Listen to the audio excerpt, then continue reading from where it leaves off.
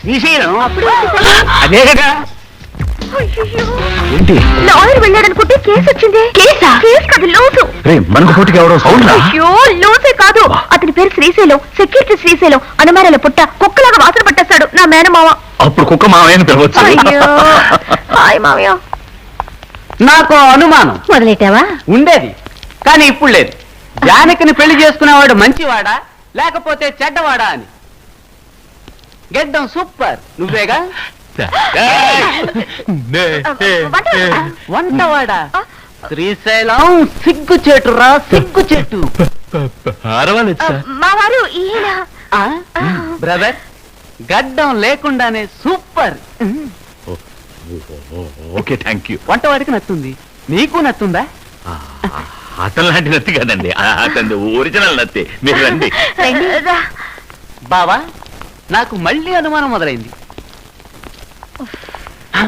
ఒక్క నిమిషం, నాకు అనుమానం. ఏంటి? ఈ ఇల్లు కట్టింది నువ్వేగా? అవు, ఆయన అనుమానం కరెక్టే. ఈ ఇల్లు నేను కట్టలేదండి. మరి మేస్త్రి కూలి వాళ్ళు కట్టారు. అది నాకు తెలుసు. జోకా, ఈ ఇంటికి వేరే మతం వాళ్ళ పేరెంట్కు పెట్టావు. రూమ్ జహం. ఆ మాటకు అర్థం అక్కడ అక్కడ.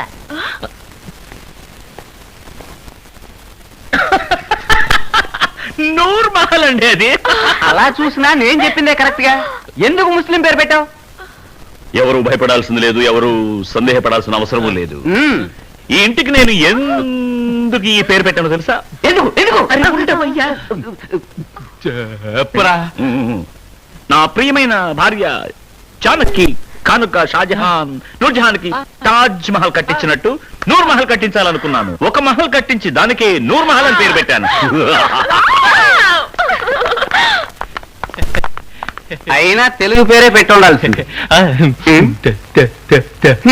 వద్దులే, అలాగే ఉండు.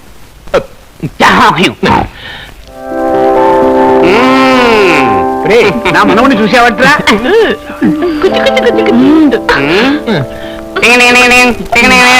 ఆడించింది చాలు, పిల్లడికి గిఫ్ట్ ఏం పట్టుకొచ్చావురా? గిఫ్ట్ ఏంటక్క? గిఫ్ట్ మొత్తం ఆస్తి రాసిచ్చా. ఇదిగో డాక్యుమెంట్. అది మా ఆస్తి. నువ్వు తెచ్చిన గిఫ్ట్ ఏది? నువ్వు సామాన్యురాలు కాదక్క. ఇదిగో 100 రూపాయలు. 100 రూపాయలు 100 రూపాయలు 100 రూపాయలు. నాకు అనుమానం ఏంటది బాబు, 100 రూపాయలు ఇస్తే ఏడుస్తున్నాడు. అయ్యా, 100 రూపాయలు ఇస్తే ఆడికాడి తెలుస్తుంది. 10 పైసలు ఇచ్చాడు, సంతోషంగా నవ్వుతాడు. 10 పైసలు ఇస్తే సంతోషంగా నవ్వుతాడా? ఏంటిది, 10 పైసలు చూడగానే ఏడు పాపేశాడు? ఏంటంటే మీరు ప్రతిదానికి సందేహపడుతూ కుర్రాడి తండ్రికి పొదుపు చేయాలి, డబ్బు ఖర్చు పెట్టకూడదని అభిప్రాయం ఉండొచ్చు.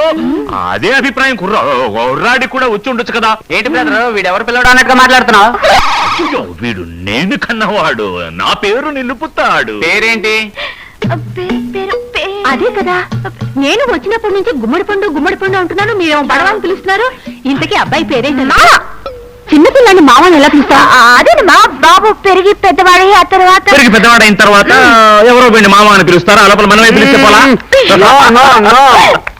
నా మనవడికి నేనే పేరు పెడతాను. ఎప్పుడైతే నా మనవడు మేడ మీద నుంచి కింద పడి బతికాడో అప్పుడే వాడికి అది పునర్జన్మ. ఆ పునర్జన్మ నా తండ్రి సుబ్రహ్మణ్యేశ్వరుడు పెట్టిన భిక్ష. అందుకని నా మనవడి పేరు భిక్షం అని పెడుతున్నా. పిల్లడు పుట్టగానే ఈ పేరు సూపర్ గా ఉండదు. ఎవరో అమ్మాయి చాలా ఓవరాక్షన్ చేస్తుంది. పాలమ్మాయి. పాలమ్మాయికి మధ్యాహ్నం ఇక్కడేం పని? గేదె బతికున్నంత వరకు ఆవిడ ఇక్కడే ఫుల్ టైం ఉండేది. గేదె చచ్చిపోయింది.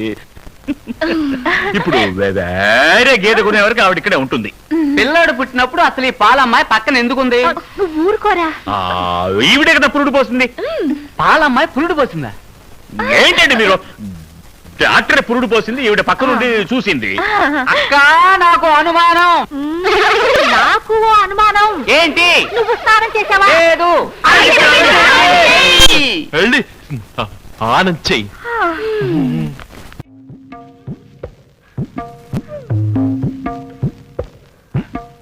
ఏమమ్మా బాగా ఒళ్ళుంచి శుభ్రంగా ఊడు. పెద్ద